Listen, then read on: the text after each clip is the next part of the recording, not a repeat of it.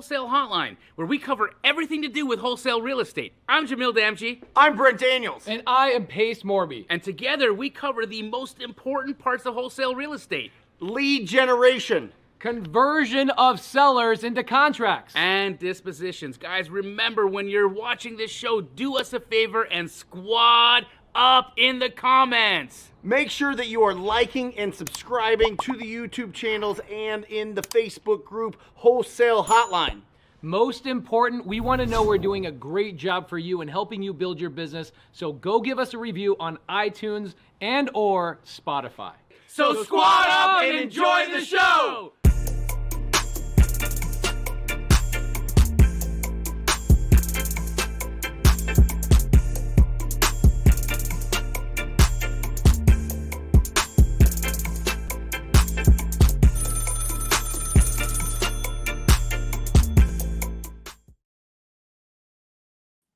Listen to this.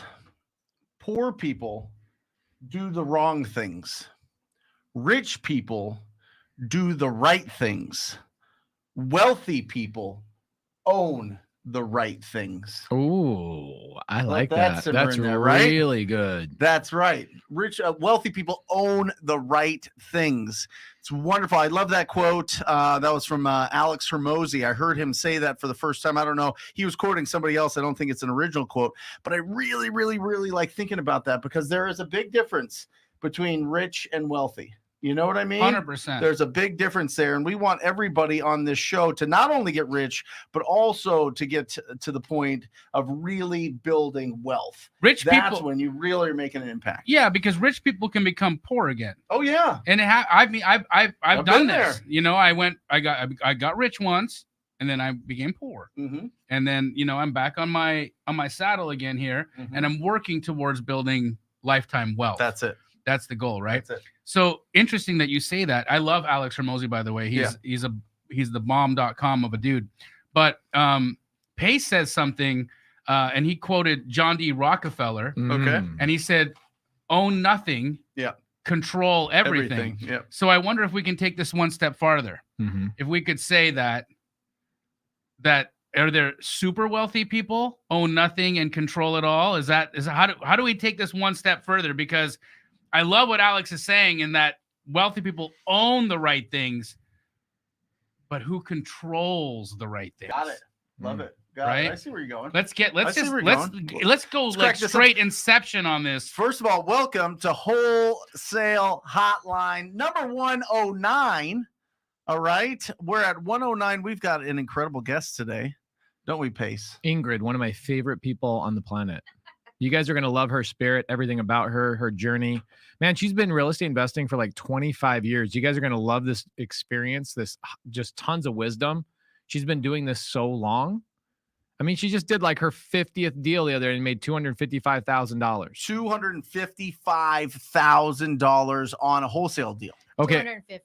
Okay, I lied twice. Okay. It's a $250,000 deal. And also, she's been in this game for less than a year. Absolutely, yeah. Less than a year. In the game, you mean in the game of investment real estate or real estate honestly, in general? I would say the first part of this game that a lot of people don't talk about is how long are you going to consume content before you take action? Mm-hmm. That's game number one. You guys all played Mario Brothers, right? Nintendo. The first level is just figuring out how to jump up and get that mushroom and take the action and get through, right? Mm-hmm. That's consuming content. That's level one. I realized from playing that game that as soon as I had mushrooms, Mhm. everything was going to be different. Oh yeah, dude. There's levels to this shit. When you figure out the mushrooms, your eyes open up. Yes. And so for a while, Ingrid was a consumer of content. And I'm glad that you were consuming a lot of my content in our community, and you are such a super important part of our community.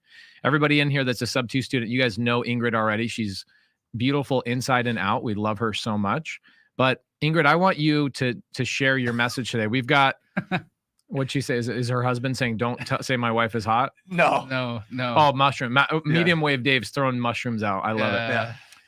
Okay, so what I want you to talk about to the audience is put yourself in the position of somebody who hasn't done a deal yet.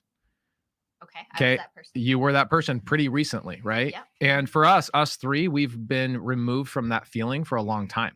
Yeah. You have been removed from that feeling just recently, Right. like months. Yeah. Not years, months. Mhm.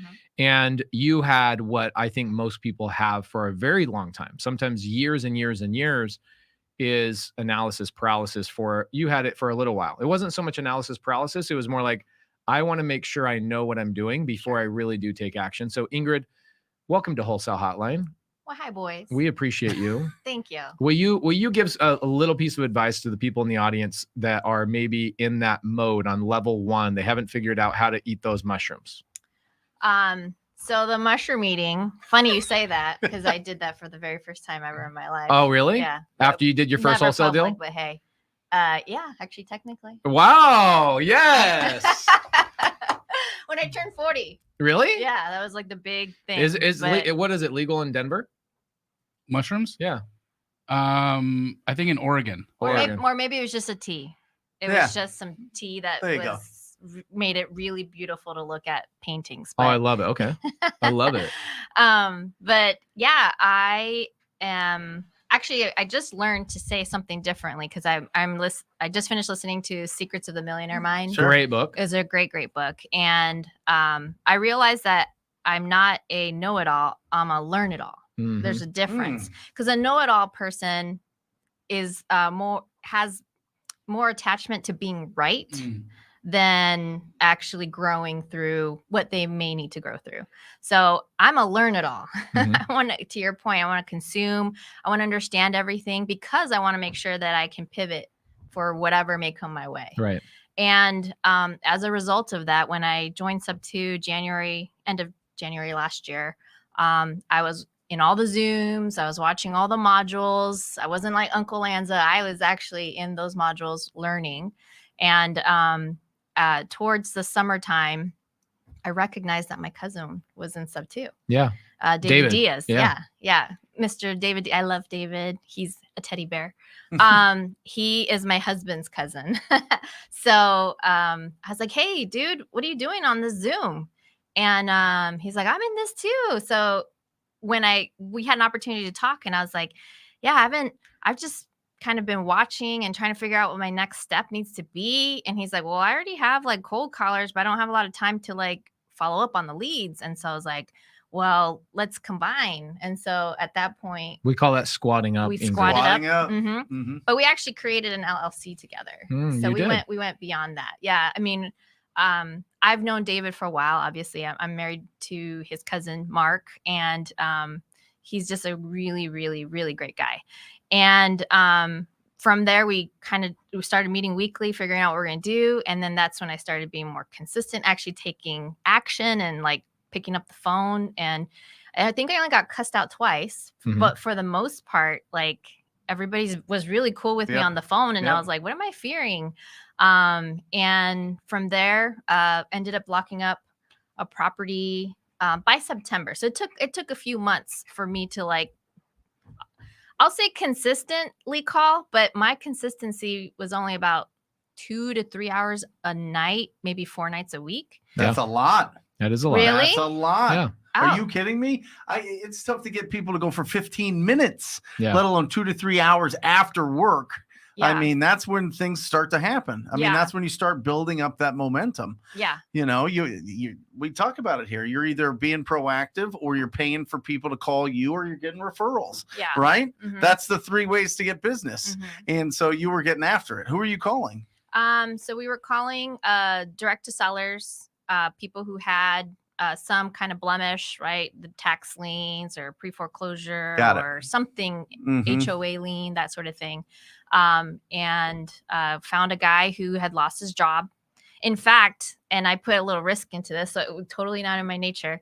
I mean, we gave him money for a good month or so to be able to pay for groceries and a cell phone That's because awesome. he didn't even have money Sure. to do that. Yeah. Yeah. Before you So- were in contract? Before I was in contract. No, I was in contract. Okay. But we were struggling to get him to get to the finish line. So, Got it. Yeah. Because he needed some help. Yeah. But I mean, we built some good rapport. I understood his situation. I believed him, and so that's how we helped him out. Got it. Awesome. I want to go on a segue real quick and come right back to that. So super important for a lot of people to know, like that's not a requirement in this business is to put money into a seller's pocket before you close escrow. However, there's a lot of people that do it. Right. And I used to take my son Asher on buy appointments with me, like back in the day when I was going on all my buy appointments. And I would take him around all the time. And I go on this appointment with him and go inside the guy's house. It was a Saturday, right? So I could take my son. 115 degrees, no air conditioning. It's just a bad situation on the inside. We ended up not buying the house for whatever reason. And we leave and my son's like, are we going home? I go, no, we're going to Walmart. So we go to Walmart, we buy groceries. And then I also pull out $500 of cash. I go back to the house and I give it to this guy. By the time I had taken my son on this appointment, I'd say he'd been on 50, 60 appointments with me over the course of a year. Mm-hmm. And we leave this guy's house and my son reaches over and never, like my son is very bashful, right? Mhm. And just kind of keeps everything inside. Mhm. And he reaches over and he touches my arm as I'm driving. And he says, this is what I want to do for a living. Aw. After all that time, Mm-hmm. Mm-hmm. it was that moment. He felt Mhm. it. He felt it. He saw it, right? Warmed him up. And so Yeah. there's a big part to this business a lot of people don't see. Mm-hmm. And I'm glad that you guys obviously participated in that. You guys took a little bit of risk and put yourself in that situation because those good feelings are what I think we all get addicted to in this business, like Of helping course. people and all that kind of stuff. So Mhm. continue going forward. Sorry about the deviation. Oh, so that was the first like contract, right? And it took a while. In the meantime, we squatted up with Anthony Pappas, who's Yep. like a huge land guy here in Arizona, Mhm. knows all the best people to, disposition your properties to. And what was really great about Anthony, we met him through Soul Pod. It's Mhm. like a meetup that people have here Yeah, in Arizona. Templeton. Templeton's Yeah. meetup, yeah. And I recognized like, oh, wait, this land guy did a deal with this like house guy. Like you guys work with each other, like legit. And after that, I introduced myself to Anthony, got his phone number, and my husband knew about it. It's all good. Love Yeah. it. Love it. And so after getting Anthony's information, we were able to reach out to him to get like buy price on stuff. Cool. And so for land, because I don't know shit about land. Right. Like, Yeah. Right. And Jamil, what's the equation for land? 30%? 20%, 20%? if it's on the outskirts or lower, and if it's infill between 25 and 30. what do you mean by infill? Means that you're going into a pop-in part of town, knocking down an old structure, and then rebuilding. Oh, okay. So 30% of ARV. 30% of stuff. final sale price. Yeah. Okay. Now I know. But with Anthony, we had this land deal that my husband actually locked up. Mhm. And Anthony was like, here's your buy price. And my husband was like, no, I'm going to do better. So he our buy price by Anthony was 40 and we got it for 35. Nice. What kind of land was it? Well, here's the funny part. I thought, oh, this is a piece of crap property. Nobody's going to want this because there's like a double wide on it and it was like a mess. The whole property was a mess. And I was like, somebody's going to want to tear this down and replace it with something better. No. Cash flow. They're like, yeah, cash flow. Who All day. cares? Yeah. Mobile home on a piece of dirt. Yeah. Don't Yeah. get me excited. Yeah. We had to help with the like getting the tenants out. Like Mhm. I personally had to get all like the letter done, get the guy to sign it, like have it certified and sent, right? So that could get done. And then we that was our first wholesale deal. Anthony Okay. dispositioned So it. hold on. Uh-huh. Your first wholesale deal, there's a common thread here. What's that? The common thread is squatting up. Mhm. Yeah. You literally, so you 100. squatted up with your cousin who you didn't even know that was in sub 2. Right. You start generating leads. You start taking action. Mhm. You then go to a meetup. You then meet Anthony Pappas. Anthony Pappas gives you information about land. Mhm. And you guys then go, oh my gosh, this actually could be a deal. So Yeah. common thread here, guys, everybody in the chat. Yeah. There's a big reason why we are so consistent on Wholesale Hotline. You think there's times on Mondays where Brent, Jamil, myself are like, you know what? I want to be with my kids or I want to do something else. We do this live for this exact specific reason, is because we want to give you guys an opportunity.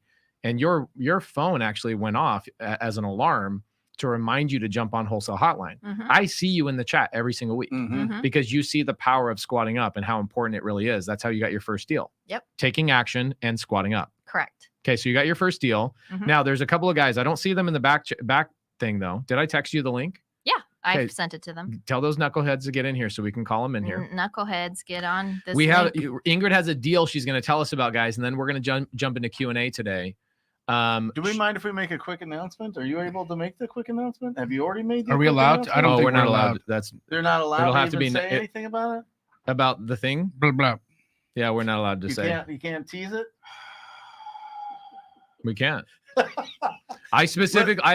Listen, you guys will find out really soon, but yeah, get at these guys. See if you can, DM them, Yeah. DM them, Yeah. all, Find out and what's as happening. much as possible to Find find out- out what's happening. Wait, It's wait, very hold on. exciting. Hold on a second. It's I think very could we do exciting. this? Let's not pace. We might be able to do this. Huh. Can we say we're going to be in this city on these dates? Yeah, And Yeah, that's you all. can say that. Where are you going to be and what date?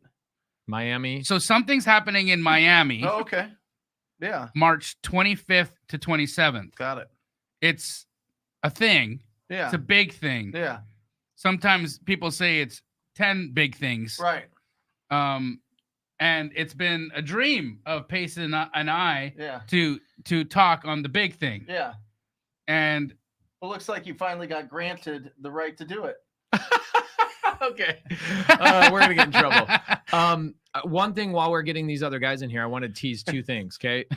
Ingrid, you just made $250,000 on one deal. Well, I didn't. We did. Yeah. I understand. Yeah. We're leading into it. So Yeah, okay. you just had a deal that made $250,000, a deal that both Brent and I passed on. That's right. Yeah, Say Yep. that's right again. Correct. yeah. Yes. Okay. So we're going to jump into the story of that. The second thing I want to talk about is on Wednesday night. Wednesday night, if you guys don't know about this, the car that I've been talking about, Mm-hmm. Jamil and I bought a car and we are going to give it to somebody in need here in Arizona. And then we're going to be giving away $10,000. 10 racks. 10 racks Racks. on Wednesday night. Mm-hmm. Here's why I'm doing it. On Sunday night, you and I are flying back from Atlanta. We get stuck in the checking lane to like go through security. I can't get through to get on a Zoom that I promised I was going to be on for Keston in our mentorship in sub 2. It was his birthday and he was doing a Zoom. And I said, man, I'll make it up to you. Here's what we'll do. We'll donate $10,000 on your behalf Mhm. to somebody in the community that needs the help. And we'll do a live all about raising capital because it's something we constantly are getting questions about. Like, how do you raise money? How do you raise money? How do you raise money? So on Wednesday night, Arizona time, 6 p.m., 6 p.m. it's a free live for 2 hours. We're going to show you guys how to raise capital, why raising capital is super important. And then we're going to name the winner. It's going to be a random winner. Whoever comes to the air meet will be entered in. You will win a car and you'll also be entered in to win the $10,000. I will wire you the money the very next freaking day. Okay. That fast. Awesome, That's- guys. If that's you happening like that, Wednesday. hit the like button here. We've got 19 likes so far in the show. Make sure that you are hitting that like button. It exposes us to a lot more people. That means that you can squad up with a lot more people, and we can bring on really amazing, interesting guests. And everybody wins when that happens. So make sure that you hit the like buttons. If you have not subscribed to each of our YouTube channels, make sure that you do that. And just as a quick note, if you are interested in getting way more every single day content from Jamil, Pace, and myself, it is the Wholesale Hotline podcast. Wholesale Hotline podcast. We have it coming out 7 days a week. Make sure that you are checking that. And we would love if you give us a review. Boom. Love and it. then last thing on Friday, I'm doing a little thingy thing. What are you doing? I'm doing a little thing. I'm going to show some people how to get some free money. How? Some Can I- free money. Who can come? Everybody can come. Are we talking money, honey? Money. We're talking money, honey. Money. All right. So if you want to figure out how to get some free money, I just got 15 racks, 15 grand free money. Really? 100%.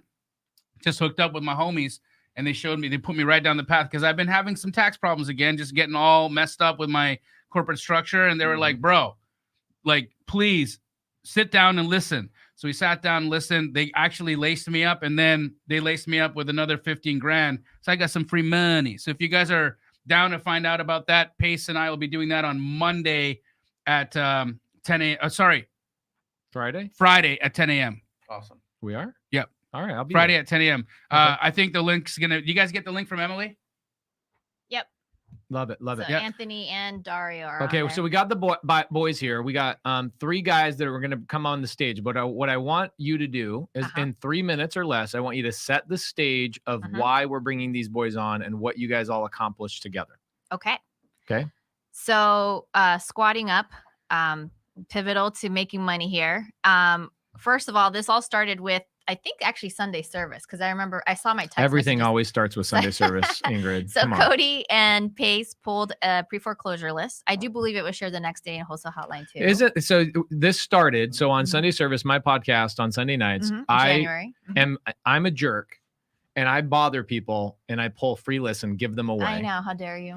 Were you on that live where somebody was criticizing me Yes, for like that taking? was it. That was the. Oh my gosh! That Can I? was- Okay, I got to tell the start of the story. Okay. All right. I don't So have 3 on minutes Sunday anymore. service, I show people how to do this business. Explain what Sunday service is. Sunday Pace, service for is, anybody that's new. It's the only creative finance podcast on the planet. If there's another one, tell me, There and it I'll is. tell you that's not very creative. Okay. Okay. It's the only real creative finance podcast on the planet. And we do it live every Sunday at 7 p.m. Right. A couple of weeks ago. No, it was a couple of months ago It was in January. in January. Mhm. I go on there and we're showing people how to pull a list. Yeah. Right.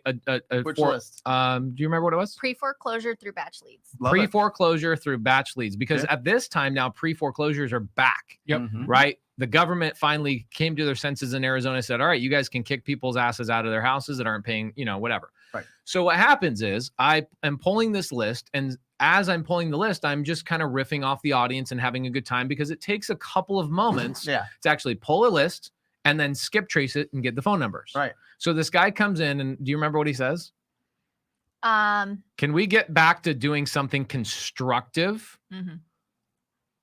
And I'm like, what?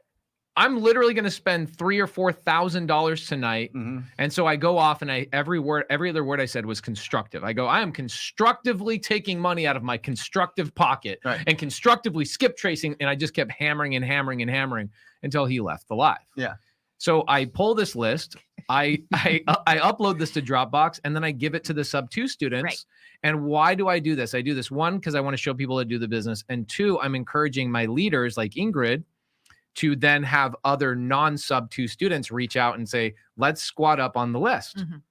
And so you got the list. What happened?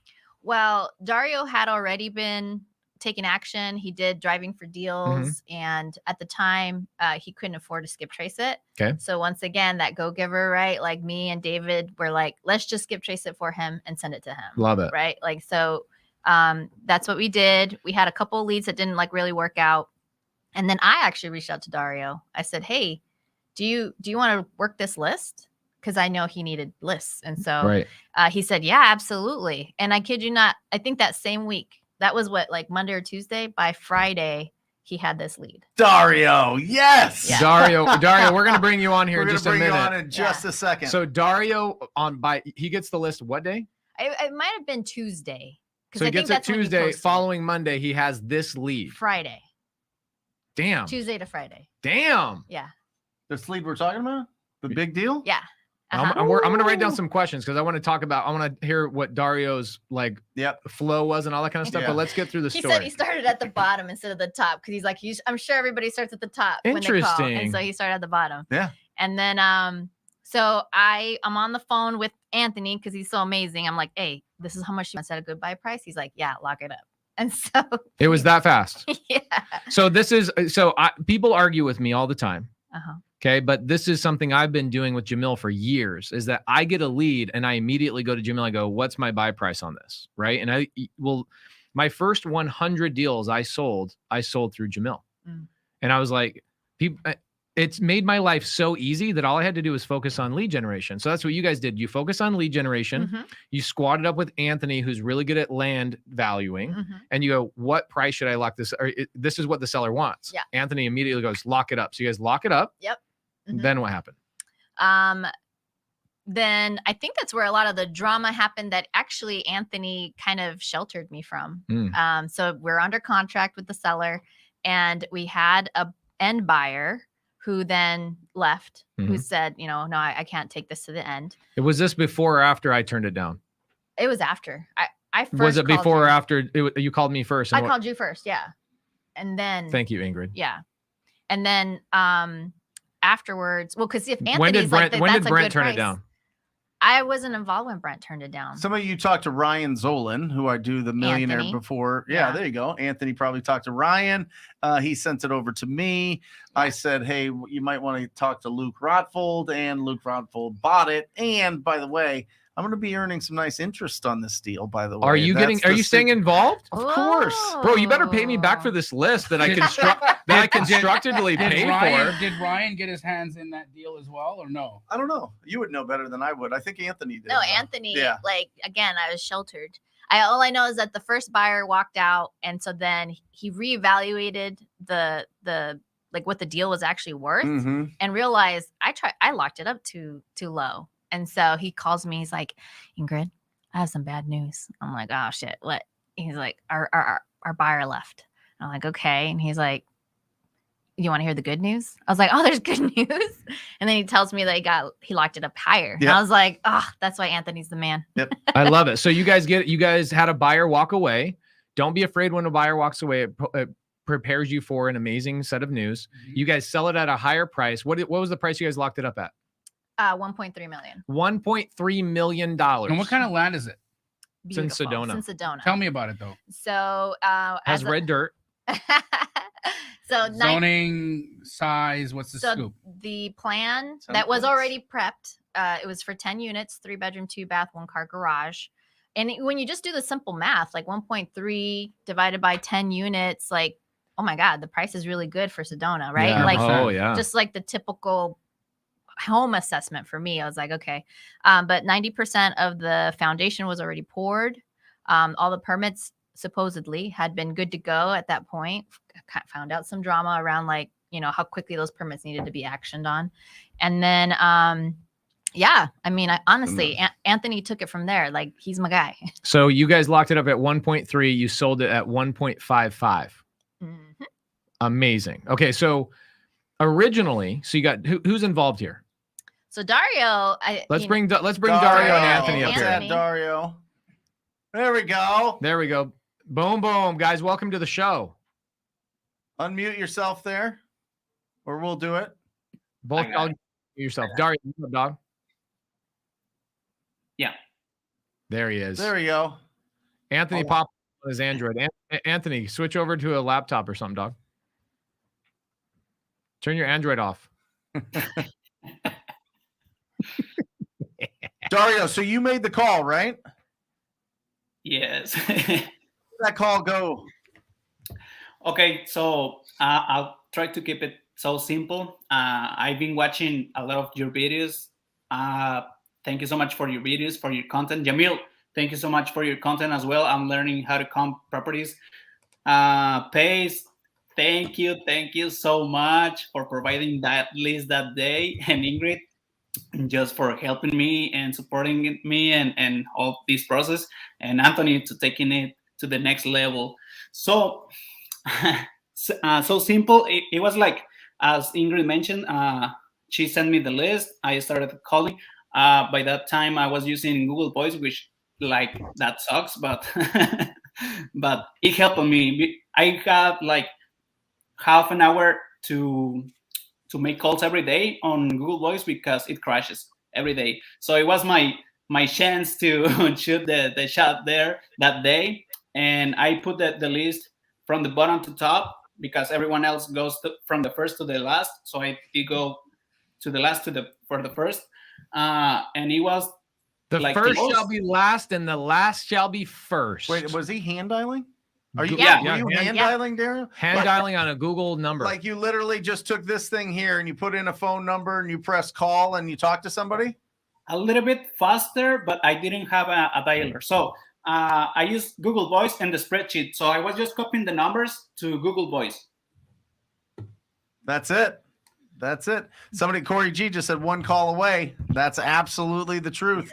I mean, you never know unless you're having conversations all the time.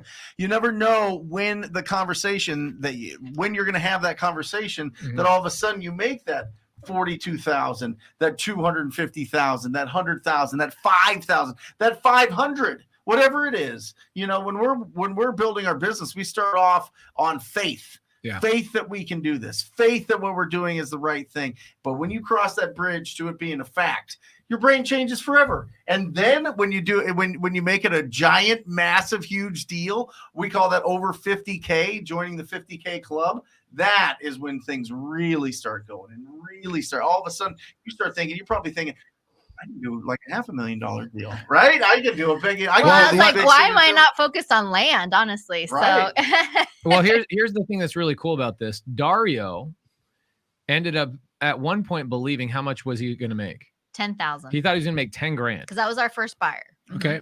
Okay. What Ingrid didn't tell us is that she kind of held the information back, and she surprised him when they found a new buyer that he was making $50,000. That's a lot more. Bro. Dario, how'd that feel, brother? How's your brain right now? For real? I'm still kind of in shock. Like, I said the bank account, and it's like, is it real? Yeah, it's like Jamil. He made 50 grand on his first deal, and he didn't cash the check for several months because he didn't believe the check was real. No. I knew it was real. I just didn't want to cash it. Why? Because I liked it in looking at it in my wallet.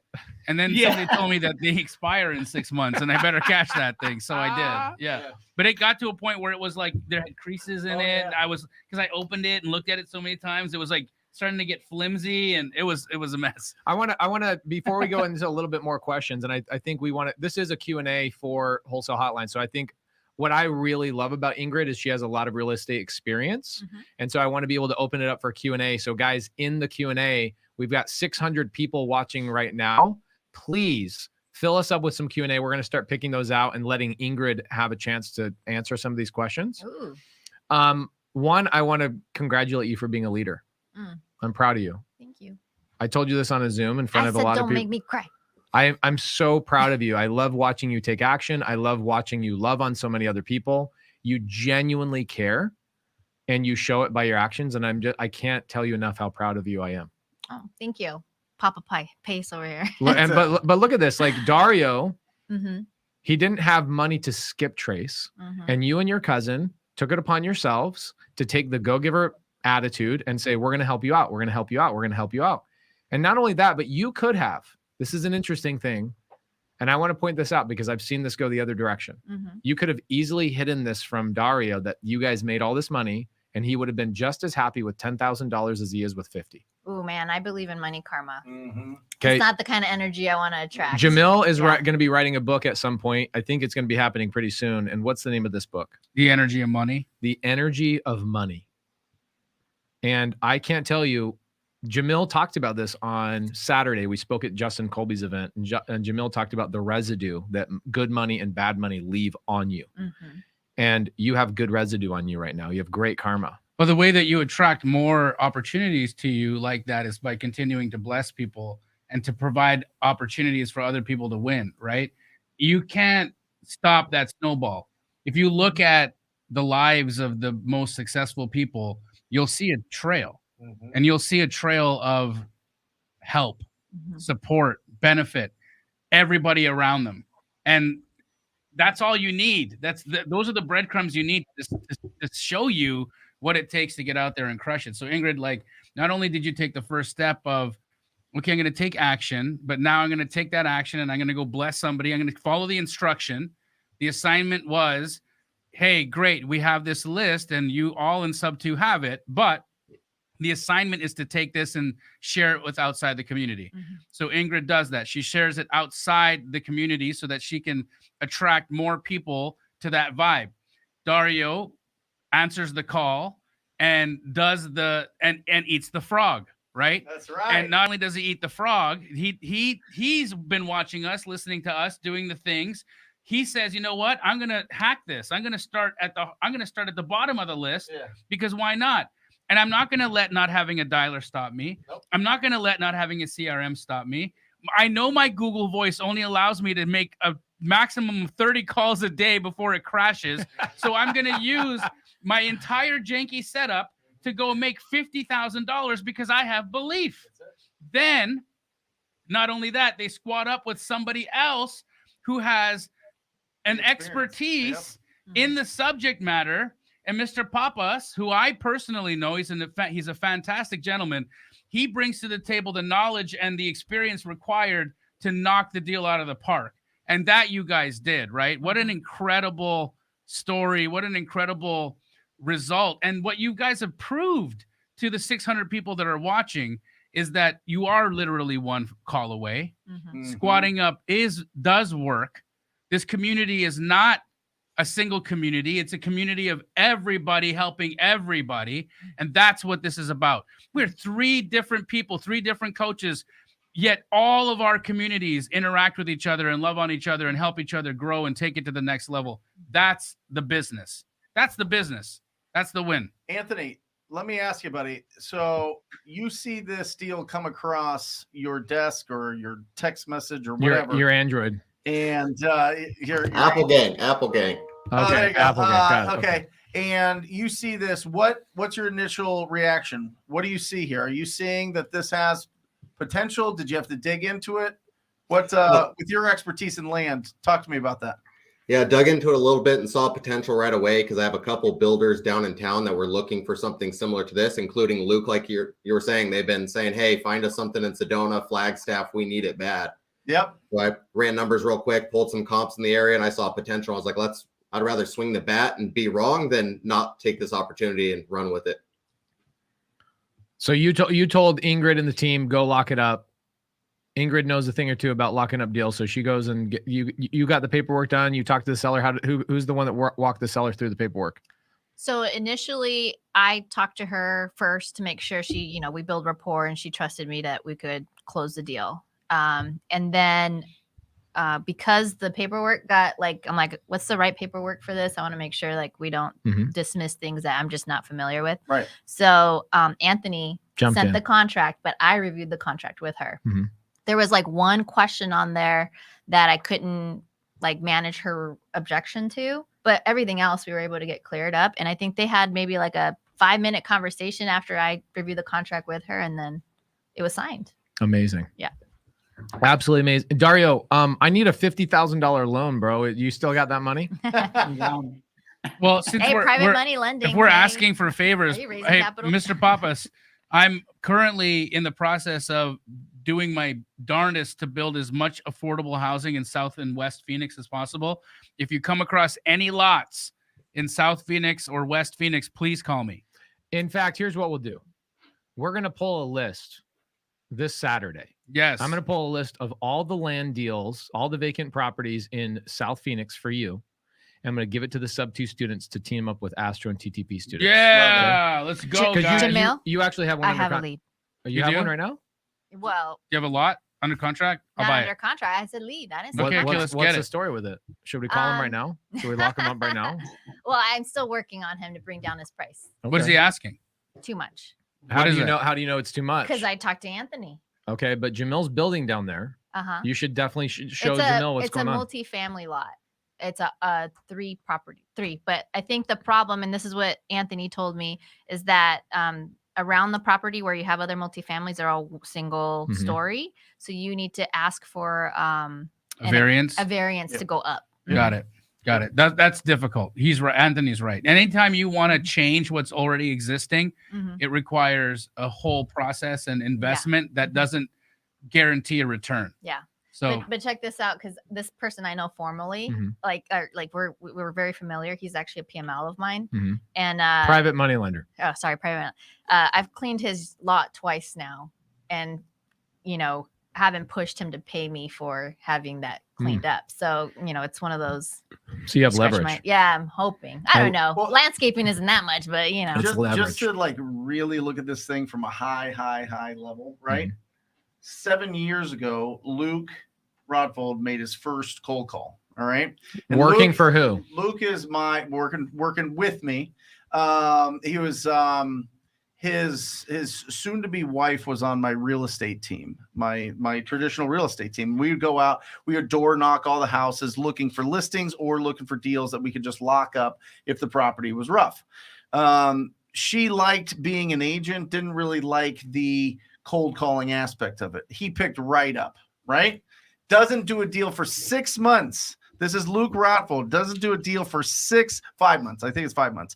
5 months. Finally gets a deal, proof of concept, and he's off and running. I consider him the best cold caller in the country by far. Still does it. Plays video games while he's locking up these huge deals. Right? So he starts that. We're working together for years. We were splitting deals. He was finding them. We were selling them. We were going on the appointments. We were locking them up together. For a couple of years, he starts his own company. So you start out learning how to source discounted properties. That's how you start in this business. He found that out, and then he decided, okay, I'm going to start doing this for myself. I'm going to find these opportunities. I'm going to build my bank account, and then I'm going to take that money and I'm going to invest it as much as possible into building wealth and building a huge portfolio. So that's what he's been doing over the last few years, just really building up momentum, really building up his chops, really getting the contracting crews and the permitting and everything just down and clean and new. But it started with making cold calls. It started with being proactive. It started with being able to source the discounted properties. That is the foundation. That's why this is called Wholesale Hotline. We talk about all different levels to the game on this show, but what it starts at is all wholesaling is finding the discounted properties, finding the deal. That's what he did. And now look at him. Now he's just going bananas with it. And he's the buyer of these lots, and he's going to develop them, and he's going to make a fortune on these. I mean, you guys feel like like really want it with 250,000. He's going to instantly walk in with probably $1.5 million worth of equity in his portfolio. Okay, let's go back to the original quote at the start of the show. What was it? Right. Poor people do the wrong things. Rich people do the right things. Wealthy people own the right things. And Jamil put a stamp on with super wealthy people control the right things. So Luke started out as a rich man by doing the right things, looking for discounted properties, coming and working with a guy like yourself and making calls, right? Do the right things. A lot of people are in here. Rich. Right. Yep. A lot of people are in here, guys. The door of opportunity is wide open for you. You're in the right. Are people in the right place, Ingrid? Oh my God. Yeah. So Pace saw that my alarm went off because every Sunday and every Monday, my alarm goes off to join Sunday service or Wholesale Hotline. Awesome. How many episodes do you think you've watched in the last year? 100, maybe? I would say pretty close to that. Mm-hmm. Okay. So would you say that if you divided up how much money you've made in the last year, you're getting paid at least $1,000 per episode? Yeah. Mm-hmm. Interesting to think about. Yep. Mm-hmm. Interesting to think about that if you divide how many times you're plugging in, squatting up, leveraging the community, networking with people in these locations, that your deals that are going to come from this are going to divide out larger than $1,000 per freaking Wholesale Hotline episode. That's I like it. Insane. Mm-hmm. Interesting way to think about it, right? Mm-hmm. So Luke starts as a cold caller. Yep. Now he owns the asset Mm-hmm. in Sedona. Mm-hmm. He will control that asset Mhm. and continue to build wealth by doing that. Guys, that is the pathway to being wealthy, is right here on Wholesale Hotline. Taking action, obviously. Yeah. Right? That helps. Well, no, I mean, that opens it up. And I think that it's really interesting to have Anthony on here because when you said it perfectly, because I in my mind, I'm thinking experience, but I think expertise is the right verbiage. When you have expertise in a certain in a certain niche or you just focus on it, all of a sudden people know you for that and they bring you deals, they bring you opportunities. And when you see something that maybe you're like, we can make 10K on this, he thinks he can make 250,000 on it. And that's the levels in this game. Comes down to one thing: recognizing potential. Right. Every lead has a potential. Every person that truly wants to sell, and that's what I think a lead is, somebody that wants to actually sell, right, has potential. I don't care if it's pristine, perfect condition, they want full market value. You can refer that deal to a real estate agent. You could list Ingrid, it. Yeah, Ingrid's a you real could estate list agent. it, right? Mm-hmm. You could do some sort of creative financing on it. You could do some sort of novation if you wanted to. There's so many different opportunities. Layers to the game come down to recognizing potential in the leads that you have. That's it. That's this business, selling potential. That's what we do as wholesalers. We spot potential and then we sell a bit of it. That's it. Mm-hmm. That's it. Okay, so Anthony, proud of you, man. Thank you for being such a badass in the community and helping so many people out. It's amazing to watch you over the last couple of years just continually work your ass off. And I'm glad that you switched over to iPhone Gang. That's really cool. I was bullied into it. Dario, $50,000. One of the most common questions that I've heard Brent answer over the years is, Brent, what should I do with my first check? Keep it, Dario. Dario, I think legitimately you and Brent need to have a quick conversation for 2 or 3 minutes about this $50,000 before you go buy a Lamborghini or whatever it is. What can you do with $50,000?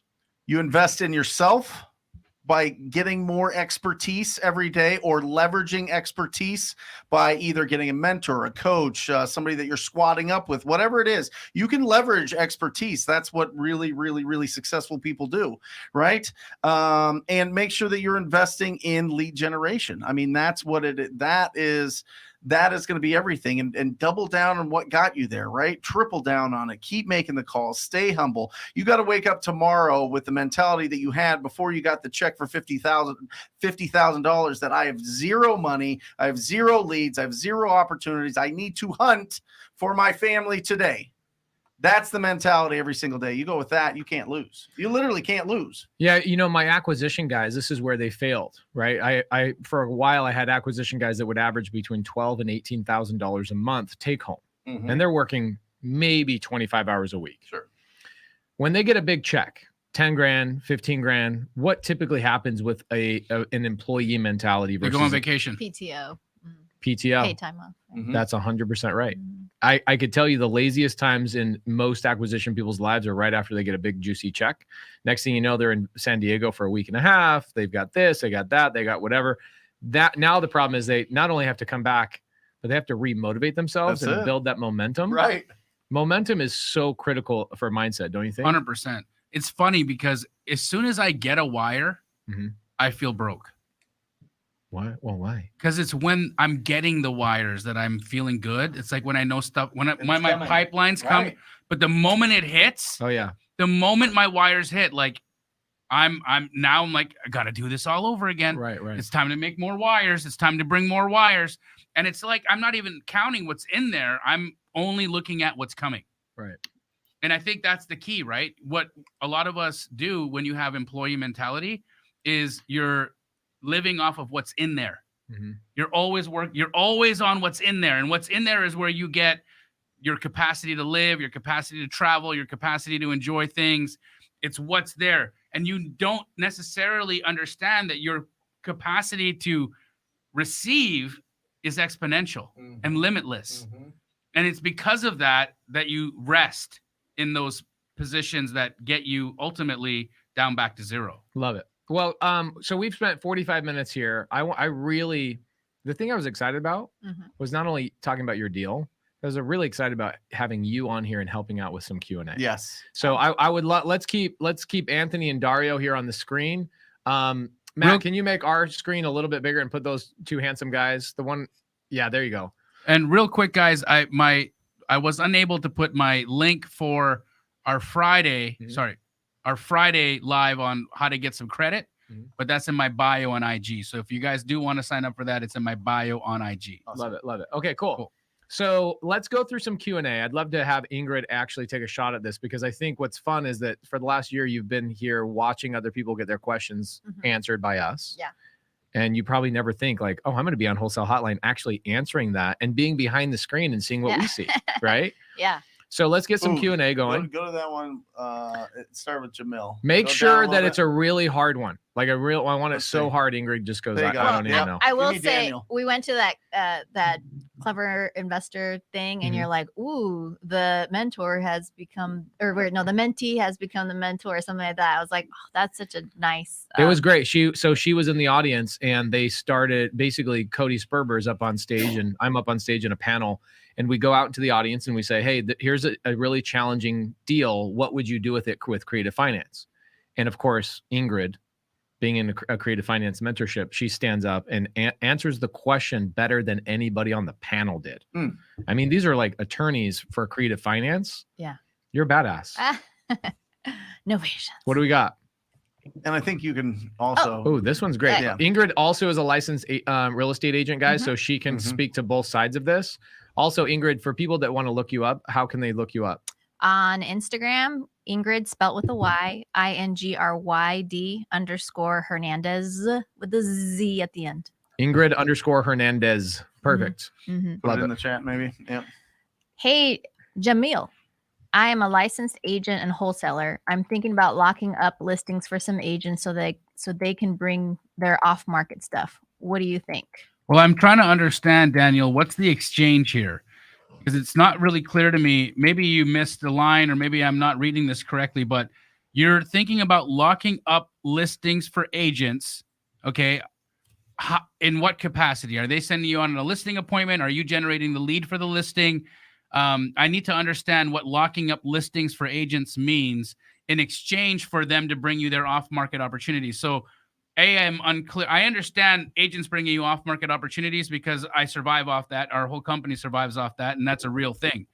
But what are you going to do? When you said I'm going to lock up listings for agents, are you the setter? Are you the closer? What's your Can I take a what's guess? your capacity? Here's in it? what I'm guessing they're Yeah. saying. If I'm generating leads on direct to seller, I'm just making this up because I want this to go somewhere and then he can fill in the blanks. Right. I go direct to seller. I'm cold calling, texting, whatever. Seller comes to me, goes, I just want to list.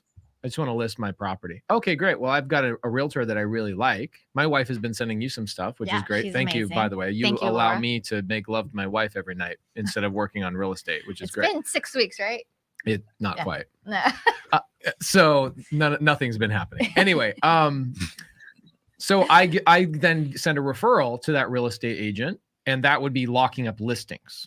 That's what I'm assuming. That's the only way a wholesaler could ever lock up a listing. Would you agree with that? Yeah, like referring business to an agent. If we're being very literal, I think that would be the only way that conversation. I really could hope go. it's not. I'm going to lock up listings that you have on the market so that we become buddy and then cancel. Those deals. That doesn't work. Yeah. So that's why I'm asking for clarity here, because I don't think the value exchange was clearly defined here, Daniel. So if you can tell us, what are you doing for the agent? That would be super helpful. Daniel, fill that in because I think this is the next good question, kind of leading into this. Yeah. Parker says, Ingrid, I want you to answer this one for us, okay? Mm-hmm.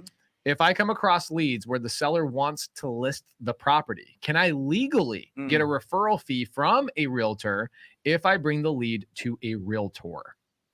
If you did that marketing for that agent, you can get paid for that marketing cost. Yeah, you not can't, a referral fee. She's very.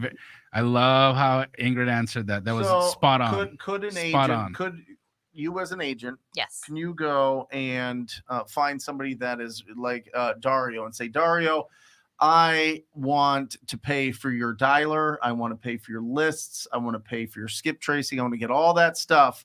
But when you come across listings, you send them to me. That's right. Could you do that? Yeah, because he's literally so people could get their whole marketing paid for by real estate agents by asking that question. But you got to be really careful about this because when if you call for an agent and they're paying you on a success. No, I'm not saying that. Right. I know what you're saying. You're saying they're just paying for the marketing. That's totally okay. That's 100% okay. But it's when they get incentivized per success. Yes. That's when it becomes a commission. No, I understand. Yeah. But you could go and approach a real estate agent that might be doing well and say, hey, listen, I'm going to go after a lot of off-market opportunities. If you're starting out, if you have a cousin in the business or a dad or a friend or something, you could go to him and say, hey, listen, if you pay for my marketing, I'll give you every retail lead that I come across, and hopefully you get some listings. Yes. Yeah. Right? And when I first started as an agent, we used to get our lists from our title company, and we used to leverage our loan officers. That's not possible, Ingrid. Don't give people that advice. That's not even possible. And we would go 50-50 on the marketing. So I don't see it any different than those types of relationships when you're a realtor and if you're a wholesaler, right? If you guys both contribute to the marketing aspects of it, why shouldn't you both get paid? Shin Oh No. Wait, we have a follow-up real quick from our guy. Did he just answer it? I was looking for it. Daniel, he is an agent. No, I'm a licensed agent. No, I'm licensed and want to generate the lead and then lock up the listing agreement for them. Why, Daniel, why wouldn't you just want to do that yourself or have somebody underneath you that is maybe a listing agent that you refer that over to directly? Why would you give that to them and ask for a referral fee? You would make way more money by just keeping it for yourself. Yeah, right? or why not that? Why Maybe not he have? doesn't want to be distracted. Okay, but get somebody on your team. Right. Yeah, Why yeah. pay a referral fee Well, when you could take, He wants to go and actually do the listing appointments and lock them up and get the listing agreement signed. So my question is, why not just have the list? You're licensed. Why not just take the listings? Yeah. Yeah. Or get somebody on your team that's a licensed real estate agent that's looking for an opportunity, have them manage all the minutia. I think after you get the what listing he's trying to locked up. do is find a value exchange that he can offer to incentivize realtors to bring him off market opportunities. Oh. The value Not with exchange is listings. that you give them Yeah. numbers and you take shitty houses off their Exactly. hands. Yeah, Exactly. that's it. Daniel, I think you're overcomplicating the value here, right? Yeah. I think that you want to provide you're like, how do I show up at a realtor's house with a golden elephant so that Hey, I get Daniel, a contract? Call me Yeah. because It's not- it's if you're in unnecessary. Arizona, I'll do it. Yeah, It's totally unnecessary, brother. Here's the fact.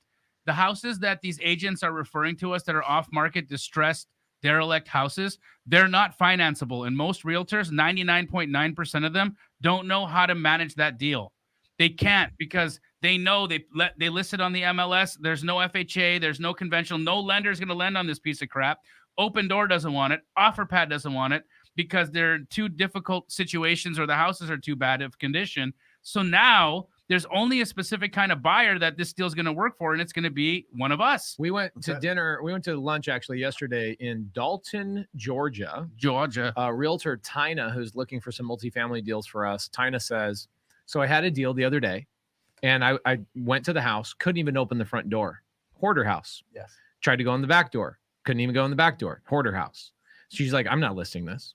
So what does she do? She goes into her Rolodex and she goes to the people who had been bothering her saying, hey, send me an opportunity. When you find a house that you can't sell in the MLS, please bring it to me. Most And times, she was like, that was the greatest thing ever. I had a place to send it instead Right. of going and listing that house. well, Tina is like an anomaly because most realtors, they'll just walk away from that situation and forget the person that's been bothering them week after week, day after day, asking for that type of house.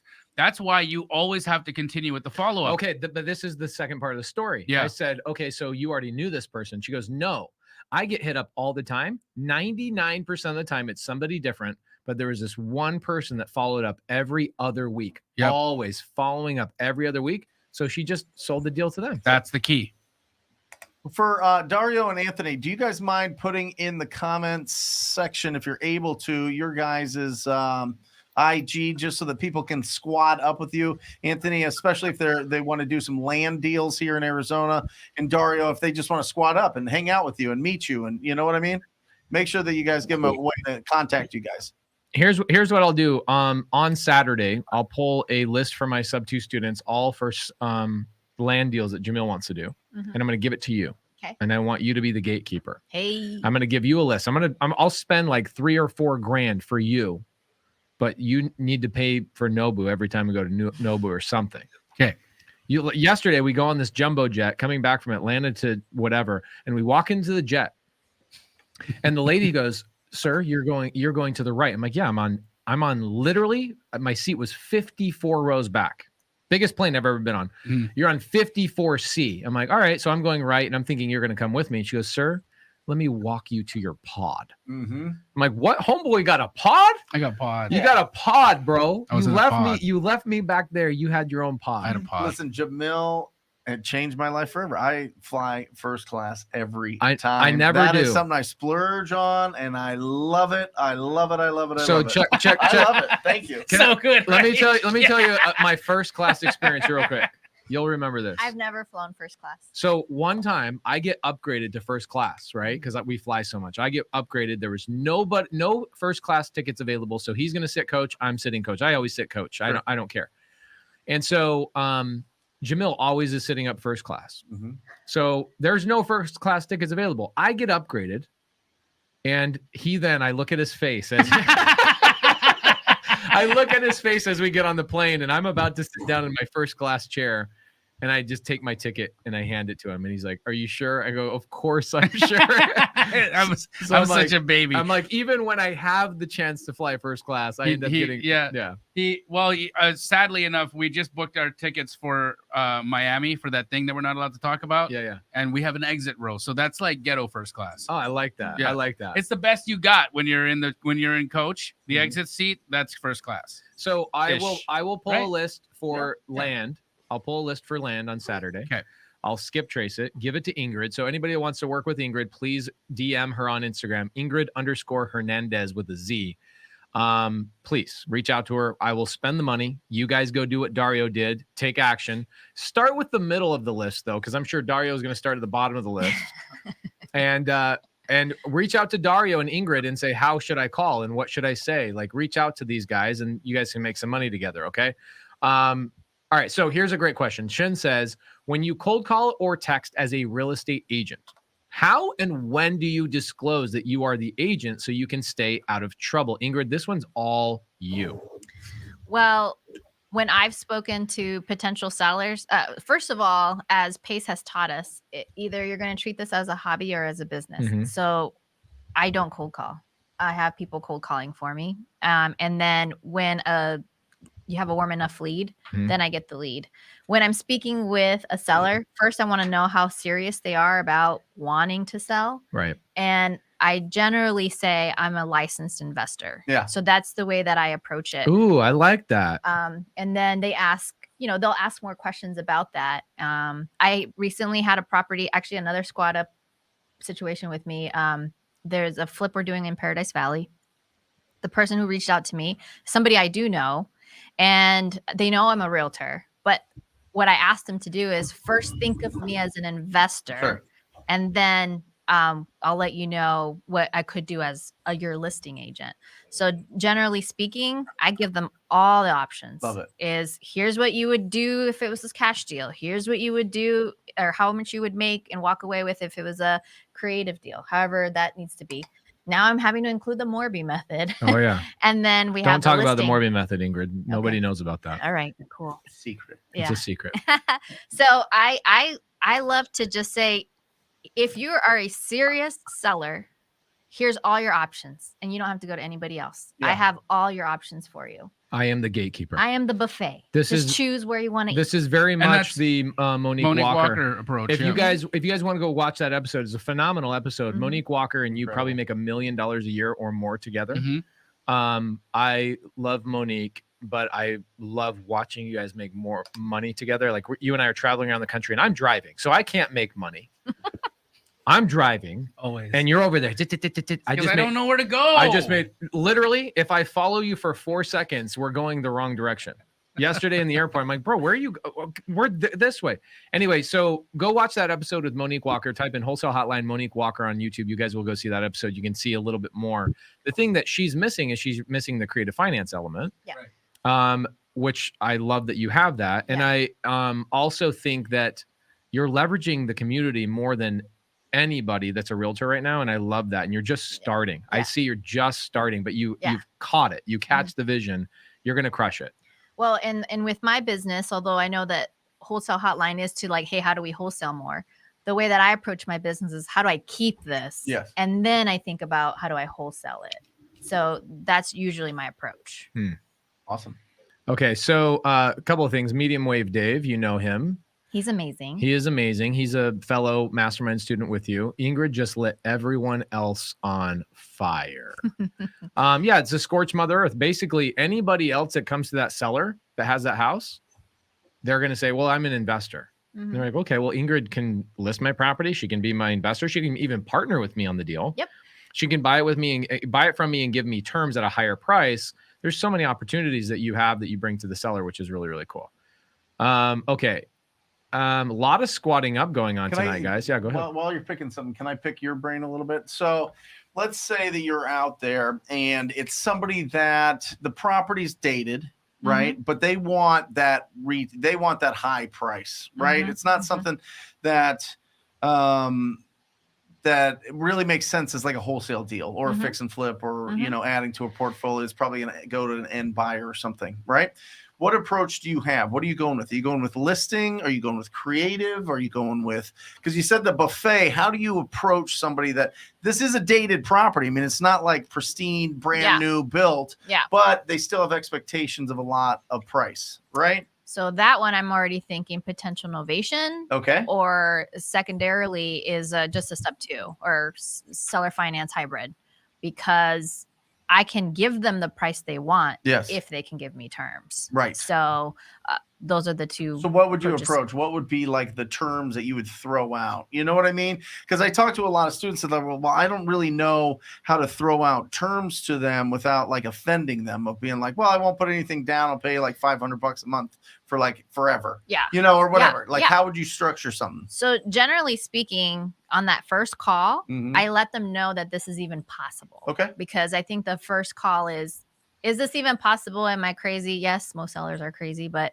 and then what I do is I do the math, and I'm very like I'm like, this is all math. Yeah. If the math works, I can do that number. Yeah. If the math doesn't work, I will show you why the math doesn't work. Yeah. And I think when you're that transparent, then one, you're building credibility, right? So then you become that expert you want that seller to look you as, right?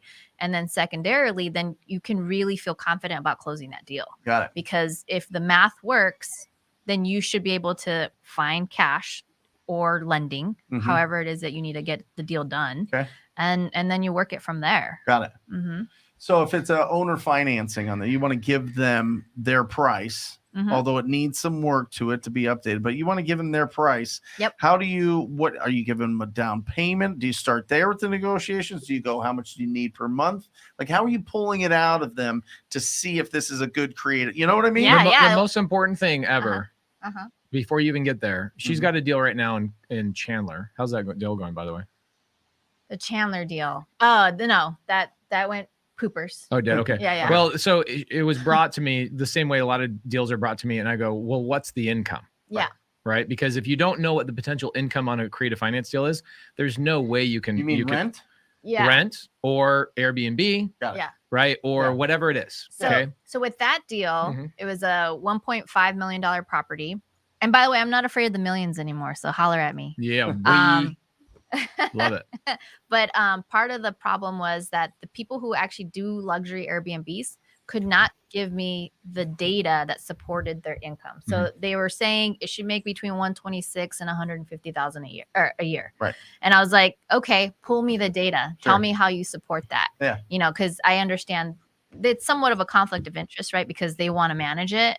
So I want to know, how did that happen? But what she means by that is they want her to buy the deal. Right. So they're going to give her numbers to support her to go buy the deal so that they can manage a property that brings in $150,000 a year, because at $150,000 a year, how much do they make?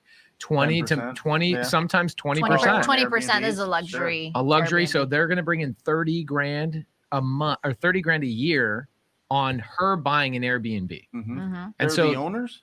No, it was a property management company. So you start brought you the deal. a seller says, I want $1.5 million for an asset that they would give you owner financing on. Yes.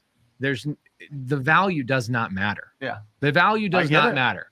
What matters Price and is terms, baby. right. What can I make with this? Right. What can I make with this? So the first thing is, what's my income? So she reaches out to this Airbnb management company. 5 of them. 5 of them. She's an action taker. Yep. And one of them says, oh, it's $150,000 a year. And she goes, okay, so give me the data that supports that. Yeah. And did they give you that data? No. One said 126, another one said 150. The others didn't even respond back to me. I did try. So there is sort of, I'll say, a ceiling with AirDNA, because it focuses more on your average Airbnbs. It doesn't focus on luxury. Yeah, I struggled. I know I was struggling. I was like, who the hell can I call? I need this number. And I just couldn't find it. But I took that as a sign as well, because this was a custom home area and there were no Airbnbs. Right. And so I was either going to be the first to prove it. And could I take that risk tolerance? No. Where I'm at right now, I couldn't. Right. And so, and then I couldn't give the data to support somebody who could take that risk. Right. So for in like the end, back in the day, what I normally would do is I would get involved and I would do the homework, but I'm now at a point where I just go, I'm not looking at the deal unless you have the data. Yeah. So she brought the address and I go, I love the house. I love all the stuff. I'm okay with the down payment. I'm okay with everything. I just need to make sure that the income supports my ability to pay this guy the monthly payment, right? Because my goal is essentially to be on month 1 or month 2 to be cash flowing at a pretty heavy amount with no money out of my pocket. And this person wanted to sell it on terms? Owner finance. Owner finance. So actually it was a Morby method. Oh, it was Morby method. Yeah, Don't tell anybody about the Morby method. Okay, so it was a Morby method. And then and I want to make sure. So this lead came from somebody else in sub 2. Yeah. And he'd never been in front of a seller before. He needed somebody I said, I'll go with the appointment with you. No problem. And in fact, we were going to get booted out the door right when I got there, but I was able to save it by, I really did have a buyer who's looking kind of in that $1.5 million range. Yep. And then saying, there's another approach. Have you thought about your taxes? And when I said that, like, he was like, oh shit, taxes. I got to pay taxes on the sell. And so like it put a lot of doubt in his plan to just sell it retail. Yeah. And he was calling me after that. Like, hey, are we going to do this? Right. But I'm like, I can't support the numbers. I don't know how to really go about this. Right. So Matt Odell, great question. Has anybody been able to close a deal with someone in jail? It seems like a potential lead may be in jail. Is this worth pursuing? There's no way that happens in wholesale. There's no way that a seller would ever find themselves in jail, right, Jamil and Brent? Yeah, no, especially these beautiful, pristine properties that we go after. All you got to do is find another wholesaler who is also in jail, and hey, do you have any Keegley franchises in jail? No. Okay. So, great question. We answered this a couple of weeks ago, but essentially what you need to do is you need a mobile notary that is licensed and able to certified to go into prison. Yeah, they're vetted. Yeah, they are vetted, and they do have like a certification that they can do that. Then you can get the deal signed. You can get everything done. It's easy. It happens all the time. In this business, you're going to run into a lot of sellers that are in prison, unfortunately. Yeah. Another question I had today was a very common question was, what do I do if I run into a probate lead? And I'm like, well, you guys have to uncover the data, right? So Ingrid, when you're brand new and you don't know everything about everything, you run into a lead. What do you typically do? Whether you're a realtor or you're a wholesaler, do you reach out to other people? Do you start asking questions to the seller? What are you doing to uncover so you can actually put all the cards on the table and figure out what the heck is going on? All of the above. Really is ask as many questions as the seller will let you get away with, because that will inform a lot. And then second to that, identify somebody in your community that's an expert, like we did with Anthony, and then they can help guide you through that. So really that's the 2-prong approach. And then Google is so powerful. Like, just Google it, man. Like honestly though, I'd say I get asked 1,000 questions a week, and 996 of them are easily attained. Answers are easily attained with a Google search. Like, no joke. People are allergic to just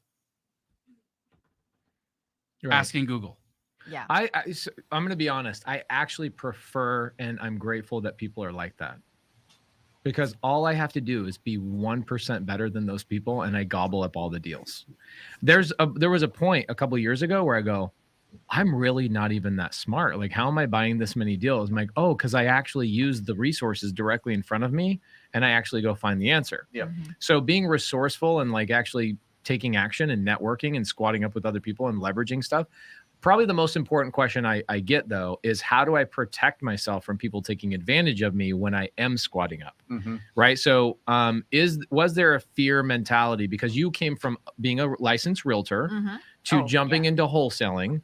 Was there a mindset shift you had to take on that said, look, the people around me in this community are not going to take advantage of me, and I need to take a leap of faith?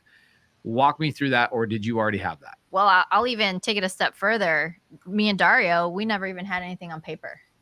Oh yeah, So, that's how I honestly, it's how I operate most of the time.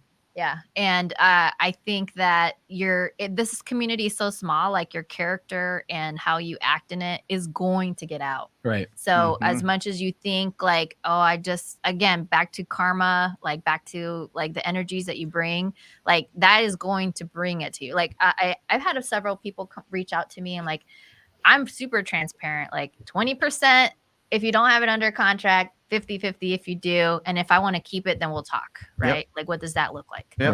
Right. Because I don't want to sit there and negotiate something that I feel, at least right now in my journey, like I can afford that. Say that again, 20%. 20% To the person who brings the lead. The lead, right. It's a lead because it's not under contract. Right. If they bring it to you, Mhm. you'll pay them 20% of the total deal, the net amount. The that you profit. Make. Wonderful. Correct. And then if what's the 50-50? If it's under contract and I need to either disposition it, Yep. right? Well, it really is just at the point is dispositioning it, getting the right people and eyeballs Getting in people front to of it. the finish line, getting it closed. Correct. Right. Mhm. Love Yep. it. Yeah. Yeah, there's one thing that I really have been thinking about a lot, and you mentioned it last week, Pace, because we went around and we talked about the chicken and the egg, right? Yeah. Buyers first or sellers first? Buyers first. And yeah, well, it's a very interesting thing because when you're starting out, I think that you can build more confidence going directly to sellers, and they're a little bit less intimidated in my experience than somebody that has a lot of, like somebody off the streets walking up to Pace and trying to see what he's buying type of thing. I'd rather go knock on my neighbor's door and see if he wants to sell. I just think it's just human nature, but I totally get it. And I've been thinking about this a lot. And the reason why you guys are the biggest in the country is because you guys understand what your buyers are looking for. Yes. Mhm. If you know somebody wants to buy in zip code 85302 and they will pay retail for anything over there because they have some strange strategy that they want to just buy in that area forever and they just love the community and they want to buy there, you can sell that deal for way more or lock up deals that you didn't think were really deals because you already know you have the buyer for them. All day. And you have 80,000 of those people Yes. in one market. Yes. So are we saying find the buyer first? 100%. You have to have a buyer. You have to. Here's the thing. Market research is super important, whether you're selling a shirt, selling falafels, yoga gear, cars, trucks, whatever it is. If you don't do market research and you start creating a product, you're an idiot. Well, It's like putting a Lamborghini dealership in El Paso. Bro, you ain't selling a Lamborghini. Exactly. And if you put a minivan dealership in Beverly Hills, you ain't selling a freaking minivan. Understand your buyer first and then work backwards. And the thing is, you guys understood Anthony understood your buyer. Yeah. So you could go out and say, hey, I have this lead. Exactly. What should I do? Exactly. And Anthony says, go and lock it up because he knew his buyer. So that's the hack, right? Right. The hack is have the right expertise. And essentially you are talking to the buyer because that is Right. your market research. Like Anthony was technically my quote unquote buyer because he knows what people want for that area. So it's essentially the same thing. Anthony, how long have you been doing it? Wholesale 2.5 years now. And why land? And how'd you get into it? I got sick of going after houses, started virtually driving for dollars for land and tried something different and it stuck. So I said, I'm going to go all in and learn this niche here. And that's all I've done. Is Love it it. profitable? I mean, are you making any money? We did all right last year. He bought he bought an iPhone. Like he's doing all right. He's doing all Yeah, right. he's doing all right. But that's an interesting thing. So you decided, you know what, competition's going towards properties. A lot of people are intimidated by land. I'm going to go learn as much as I can about land. Is that right? That's correct. And Yeah, my background. How'd you learn about land? Well, my Yeah. background, I grew up in construction, so I knew the development side a little more than most people. So Right. then I just started calling the city, started getting with builders, started reverse engineering what they look for in these deals, Yep. and just started finding them what they wanted. So you have expertise in that. I'm knowledgeable. Okay. Constantly learning. But you knew that he had expertise in land? Yeah, he's being modest. How'd you know that he had the expertise? So he because I gets went loud. well, no, I went to Soul Pod and I met him at the meetup. And then Right. he So talked about how he focuses on land. So, This is how you build this, guys. This is how you build your network. This is how you find and recognize more potential and more leads that you have. It's all about finding people that have expertise in different things. 1,000%. People looking for multifamily, people looking for buy and hold, people looking for fix and flip development, whatever it is. whatever strategy it is. Maybe it's just people that want creative deals because they don't want to get a traditional loan. And then people could lock up these deals and make $5,000-$10,000 selling it to you, right? I mean, it's one of your TTP students made $30,000 selling a deal to me at full retail. That's like right. you can make more money that way, in my opinion. But And where did you meet Dario? I met him in my DMs. He was on Wholesale Hotline. And no, don't tell me that. Don't tell people the secret is Wholesale Well, Hotline. wait. Here's why. Because I hear this a lot from people. There's always an excuse, right? Go to meetups, go to networking events. Yeah, but COVID, and it's like meetups. They haven't really started. nervous. They haven't started up in my town yet, and they're hard. And so, okay, but what you don't realize is Start your own meetup. You first knucklehead. and foremost, okay, a meetup is just a collection of people. Yeah, a collection of people all in the same place that are like-minded, there to network and communicate and be around each other. Every friggin' week, guys, there's a meetup on Mondays at 5 p.m. Every single week, there's a meetup in the chat, and you're just not correlating the fact that we've collected 600, 700, 800, 1,000 people weekly for you to communicate with, do business with, and you're not taking it to the next step. But you showing this today is exactly laying out the blueprint for everybody. Mm-hmm. This is how it happens, guys. Or maybe people are taking the step, but it just hasn't hit yet. Yeah, right. It just hasn't hit. It's and reps and reps and reps. Look, Luke Rottwald is the nation's best cold caller, and he didn't get his first deal 5 months. for 5 months. 5 months. 5 months, yet you're 2 months in and you're discouraged. Right. Whoever it is that I'm talking to, you know who you are. Whoever it is that I'm talking to, you know who you are. You're 60 days in the process. You might have made 30 calls in total, and you're discouraged. Think about it. So common thing. That's interesting that you have that opinion. You think that buyers are more intimidating to talk to than a seller. I think so. Yeah, I think just starting out, seeing people that are really successful and you're not is very intimidating. It's very intimidating to just go up and say, hey, can you help me out, without bringing some sort of value or having some sort of confidence or some sort of introduction to that relationship. You see it in every networking event that you see. You got to go up. I've seen you guys. We do it. We go up to people that are kind of in the corner. We'll go attack them. You know what I mean? Yeah. But there are people that, we went and spoke at the same event a few weeks ago, and there's hundreds of people at this thing, and maybe 20 people came up. You know what I mean? Yeah. Like, it's cool, but it's your biceps deflect people, bro. No, I just think that, I'm trying to put myself in at like 18, 19, 20 years old and not having a lot of adult conversations, or being 30, 31, 32, getting into this from truck driving or being a doctor or a nurse or accountant or something else. Great point. And you don't know the language, and you're feeling a little bit tentative to go up and talk to the people that are successful, because you don't know, is this person going to take advantage of me? Is this person legit? Is this person cool? Are they going to respond to me? Are they, how can I provide any value there? If I go, hey, listen, I just talked to my neighbor. He wants to sell this deal for $150,000. You think it's a good deal? That's a different icebreaker to 100%. break into a relationship with Jamil, with you, with me, with when Ingrid, I train on that, I do it live, and what I'll do is I'll pull a list of buyers. I'll niche it down to like 4 to maybe 10 buyers, and I'll call them, and I get a hold of the first buyer, and my line is always, hey, I'm a brand new wholesaler. I have no idea what I'm doing, and I need a friend in town. Yeah. And that's my opening line. And they're like, oh yeah, happy to help. What do you need help with? Yeah. Well, I want to look at, opportunities, and I don't know how to value them, and I want to go, get them under contract. Anyway, I do it live, and people are like, holy crap, that was the easiest conversation ever. I'm like, because as a buyer, do your buyers not hound you guys all the time? Like, dude, I need more deals. Where's my deals? You hound me every day. Like, that's the thing. It's like when a buyer needs a deal, they want a deal. They want to buy a deal. They want to buy a deal today. They want to buy a deal now. Yeah. Right. It's just how it works. You're in the buying time. Today's the day I'm going to make a deal. And so the facts is that first and foremost, if you're calling buyers and they're being dicks, guess what? They ain't buyers. Hang up on them. They ain't buyers. Okay? Hang up on them. Hang up on them, because They lose. next guy, they lose. We ain't talking money. Yeah, hang up on them.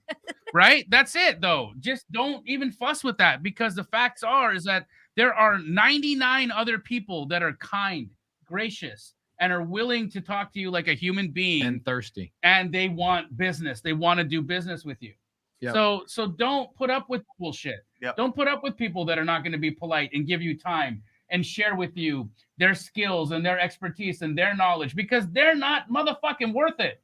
The people who are worth it are the ones that are, yes, I am absolutely a buyer, and tell me about what you have. Can next week on Wholesale Hotline, can we just call buyers? Can we spend like 30 minutes just calling buyers? Let's do it. Can we pull a list and then do that? And then we can just, let's come up with the perfect script and let's just call buyers for people. You down with that? 100%. Yep. I would love nothing more. Okay. You guys have my number. Oh, We'll yeah. call you. We'll call you. You'll be at the top of our list.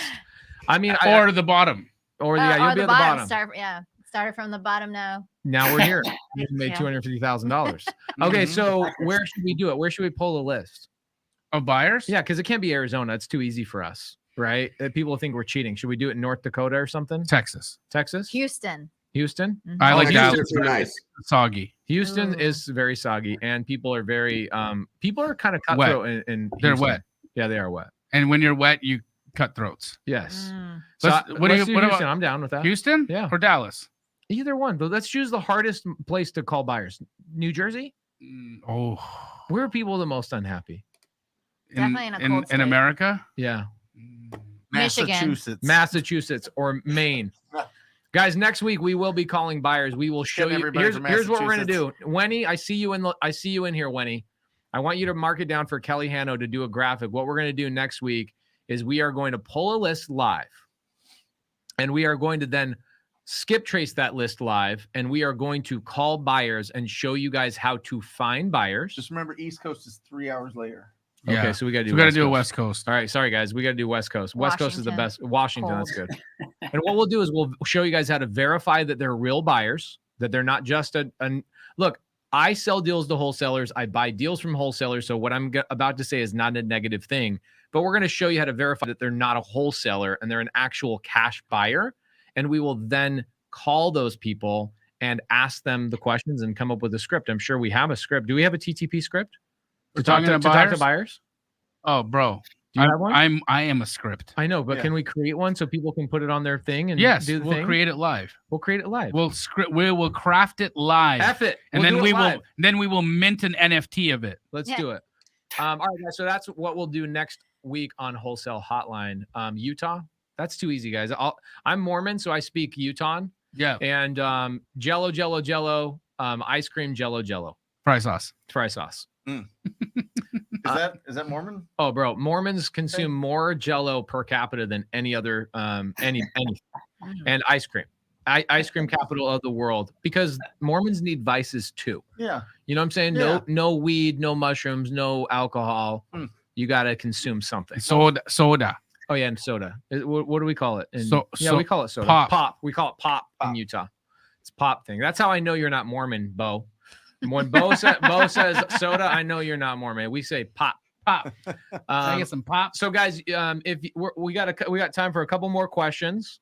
I would love to hear a little bit more from Ingrid tonight, and I think next week we focus on finding buyers and we talk about that script and we show you guys real practical ways to find buyers. Because when somebody asks the question at some point in the future and they say, well, how do I find a buyer? And how do I talk to a buyer? And how do I go through that process? I think we need to have a dedicated show on just how to find buyers. Right. Go to Wholesale Hotline number 110, 110. and we got you, boo. Yes. All right, cool. Awesome. Ingrid, here's a good question for us. Mm. What is your plan for the rest of this year? You've invested in your education. Yeah. You're part of the coolest community on planet Earth. Mm-hmm. You are a leader in that community. People look to you because you have so much love in your heart. You're constantly giving people so much attention and helping them out. Are you fearful that you're going to not find any more deals this year? Are you switching up your game plan? Are you doubling down on something? What is 2022 looking like? Well, firstly, I still have a W-2 job. Why? And I still have why? Well, going She back, makes hella good money there. What is it? I'm a director of data management and strategy. I have an analytics team. And When then you a don't know and a- what the job description means, Yeah. that means they make multiple six figure. So it's definitely not a $12 an hour job that I could just unplug and then have no excuses. So there's a level of security and stability I have to provide my family. Mhm. But even past that, because I have a very loving and supportive husband who's like, And he's hot. oh God, he's hot. Oh my God. So we've been doing, sorry, Bar. Do your thing. 75 hard, Oh, I know. right? He's He's lost, just getting Talk about shredded. He's no. Talk lost about 30 hard. pounds. Talk Shred about hard. City. Do you have a picture of him topless? We'll pop it up right now. Oof, I'll do that What's up? tonight. Put it on your Instagram stories, I will. please, and 'Cause, tag Brent. Yeah. that's Yeah. it. My And husband actually is tag me too. Yeah. So anyway, we're on like day 73, by the way. We Oh, only wow. have tomorrow and Wednesday, and we're done with 75. Incredible. Yeah. So Wow. where were we talking about? Real Because I'm estate. all distracted with my husband's hotness. You have a Yeah. W-2, Oh, yes. so you're doing that, and you're making calls after work, and you have your real estate license. Yeah. So I don't have excuses, is what I don't have. Mm-hmm. So recently read what is it? Miracle Morning. Yep. I didn't read it, I listened to it, so Sure. I couldn't think of the name. Yep. And then reading the 5 a.m. Club, reading like everything about if you want to be a millionaire, you got to do millionaire things. And millionaire people who are millionaires, they wake up early, not pace early. I mean, you could, not 3 a.m., but like 5 a.m. You could do 5 Get on a.m. my level. Yeah.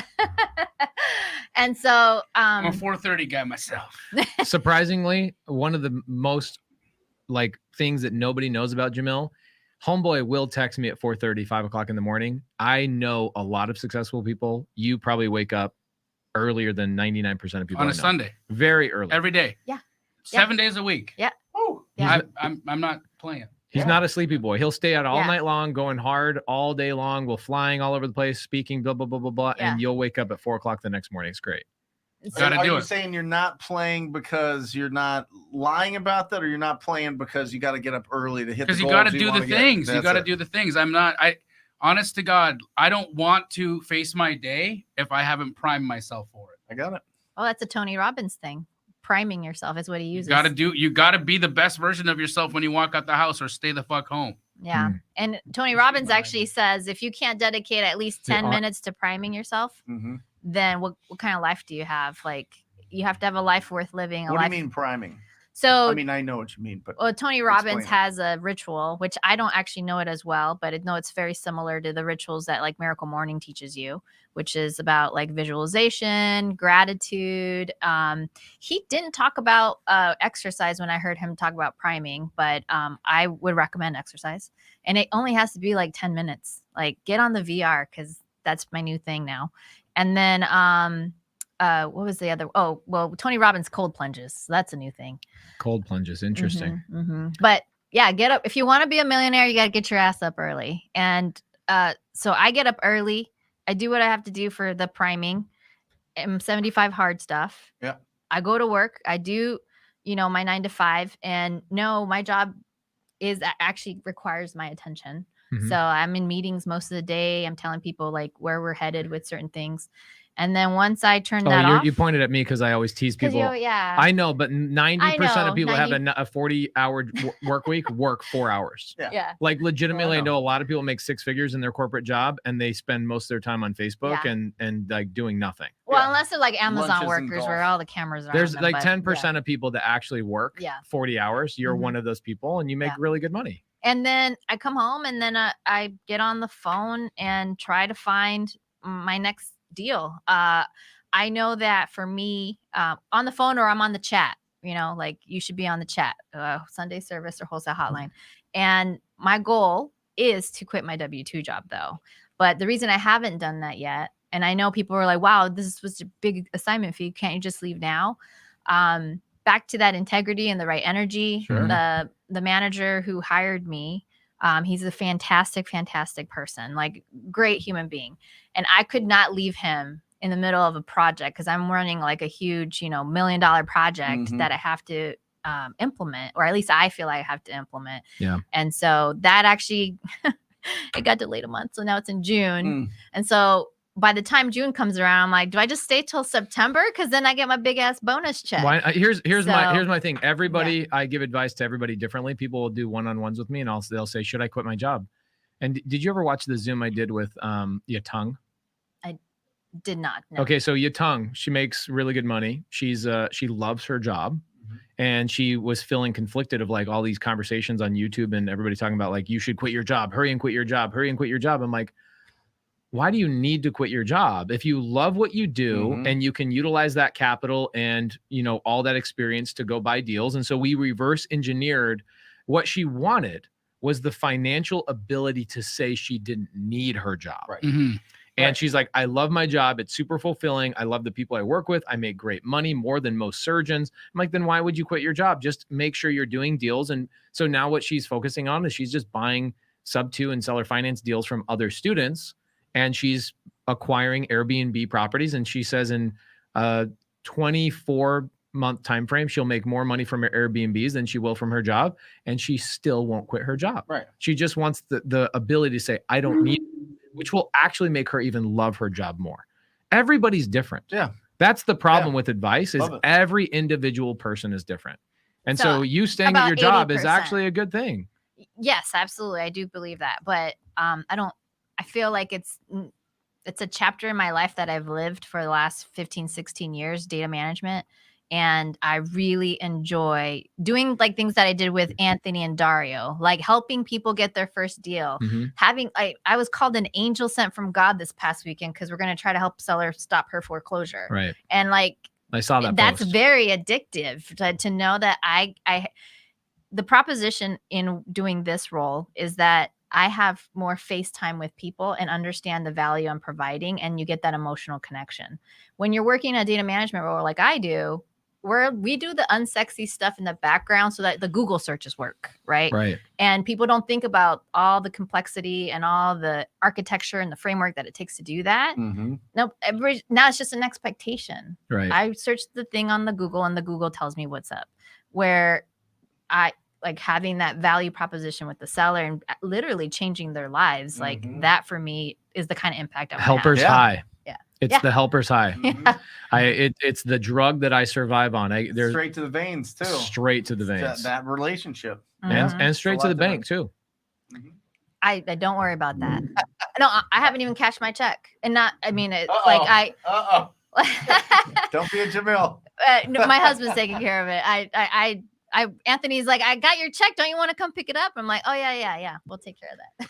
Awesome. Okay, so guys, we really appreciate you. We're gonna have Brent Daniels take us home, but I just want to remind you guys a couple things. So I've got Wednesday night with Jamil. Wednesday night, we're talking about raising private capital. We're giving away $10,000 in cash, a $12,000 car, and a $12,000 car. And then on Friday, we're doing what? On Friday, we're talking about how you can get some free money. Money, honey. Some free money. If you're struggling right now with your business because you don't have access to a little bit of resources that you need to give you a little bit of line, just a little bit of line, then you want to be on this on Friday. We're going to get you some money for your business. Brent Daniels, what do you have going on this week, brother? Wednesday, we have. Oh, and that's in my IG bio. Sorry. I link in my IG bio. There you go. Link in the IG bio for the money for Friday. For money. Awesome. Wednesday, 10 a.m. Pacific Standard Time. That is also a Thursday at 10 a.m. Pacific Standard Time. We go live on Wednesday. We go for 2 hours answering questions. So if you had questions on the show that didn't get answered, come join us at 10 o'clock on the Brent Daniels YouTube channel. And Millionaire Before 30, incredible show with Ryan Zolan. We have some just fantastic young guns that have been doing incredible things out there. True inspiration. So join us at 10 a.m. Brent Daniels YouTube channel on Thursday. Ingrid. I need creative deals to buy.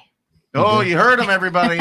She's got money in her pocket, guys. She's ready to buy some cash flowing assets. So reach out to her. Here's the thing too, is if you guys are generating leads and you need help talking to sellers, Ingrid, although she does live in Arizona, she can help you with your sellers nationwide.